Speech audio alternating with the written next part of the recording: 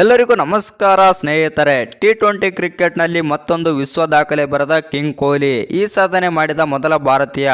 ಹೌದು ಸ್ನೇಹಿತರ, ದಾಖಲೆ ಏನು ಎಂಬುದು ಸಂಪೂರ್ಣ ಮಾಹಿತಿಯನ್ನು ತಿಳ್ಕೊಂಬರೋಣ ಬನ್ನಿ ಸ್ನೇಹಿತರೆ.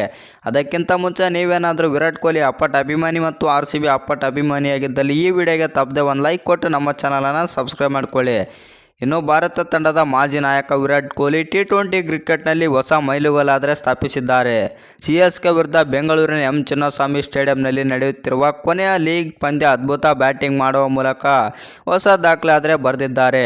ಹೌದು ಸ್ನೇಹಿತರೆ, ಪ್ಲೇ ಆಫ್ ಪ್ರವೇಶಿಸುವ ಪಂದ್ಯದಲ್ಲಿ ಕೊಹ್ಲಿ ಅದ್ಭುತ ಬ್ಯಾಟಿಂಗ್ ಪ್ರದರ್ಶನ ತೋರಿದರು. 29 ಎಸೆತಗಳಲ್ಲಿ 3 ಬೌಂಡರಿ ಮತ್ತು 4 ಸಿಕ್ಸರ್ಗಳ ಸಹಿತ 47 ರನ್ ಗಳಿಸುವ ಮೂಲಕ ಸ್ಯಾಂಟ್ನರ್ ಬೌಲಿಂಗ್ನಲ್ಲಿ ಔಟ್ ಆದರು. ಇನ್ನು ಇದಕ್ಕೂ ಓವರ್ನಲ್ಲಿ ರವೀಂದ್ರ ಜಡೇಜಾಗೆ ಸಿಕ್ಸರ್ ಬಾರಿಸುವ ಮೂಲಕ ಭಾರತದ ನೆಲದಲ್ಲಿ 9,000 ರನ್ ಸಿಡಿಸಿದ ಮೊದಲ ಬ್ಯಾಟರ್ ಎನಿಸಿಕೊಂಡಿದ್ದಾರೆ.